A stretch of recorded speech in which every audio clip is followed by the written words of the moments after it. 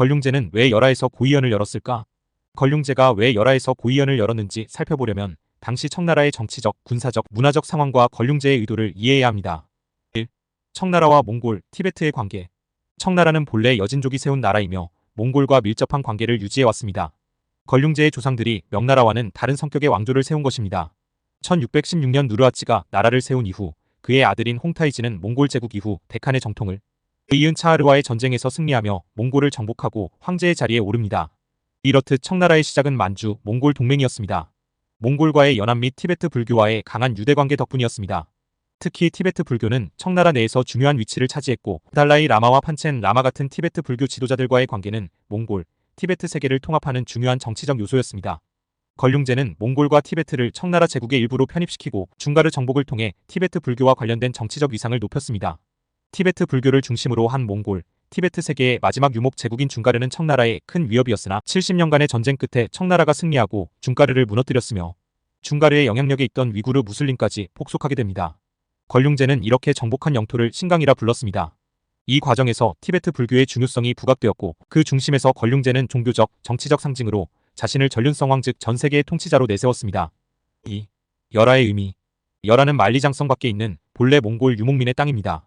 그곳에는 청나라 황제가 여름을 보내는 피서지가 있었습니다. 피서라는 단어가 붙기는 했지만 실제 이곳은 북경과 날씨가 크게 다르지 않았습니다. 그렇다면 왜 청나라 황제들은 열하에 갔을까요? 이유는 사냥이었습니다. 그런데 이 사냥은 단순히 재미를 위한 사냥이 아니었습니다. 몇만 명의 사람이 우리로 치면 경기도만 한 면적에서 사냥을 하며 일종의 군사훈련을 했습니다.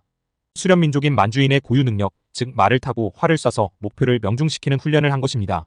열하는 제2의 수도로서의 역할도 했습니다. 청나라의 유교적 천자이자 만주와 몽골의 칸, 그리고 티베트 세계의 종교적 지도자로서 걸륭제의 위상을 드러내는 장소였던 것입니다. 열하의 건축물들은 이러한 다원적 문화를 반영했으며 걸륭제는 열하에서 몽골과 티베트의 왕공들을 초청해 그들과 의례를 진행하며 친목을 다졌습니다. 3. 고이영과 판첸 라마의 등장. 걸륭제의 70번째 생일은 그가 통치했던 제국을 기념하는 중요한 행사였습니다. 원래 청나라 황제들은 생일을 크게 기념하지 않는 것이 관례였으나 10년마다 돌아오는 생일인 순경에는 북경의 자금성 태화전에서 할애를 열곤 했습니다. 하지만 걸륭제는 베이징의 자금성에서 열리는 전통적인 할애 대신 열하에서 고이연을 열기로 결정했습니다.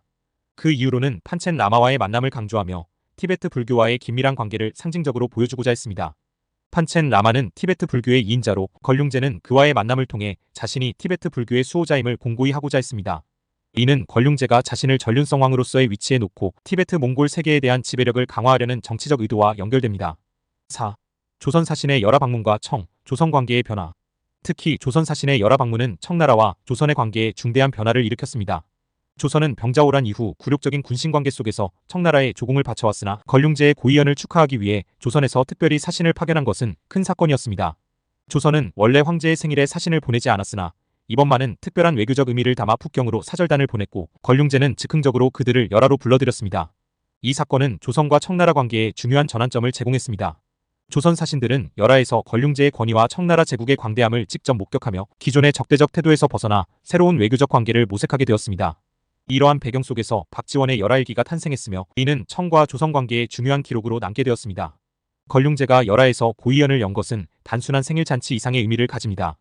그는 이 잔치를 통해 자신이 정복한 몽골, 티베트 세계와 위구르 지역의 지도자들을 불러 모아 청나라 제국의 통합을 과시하고 자신의 통치 정당성을 강화했습니다.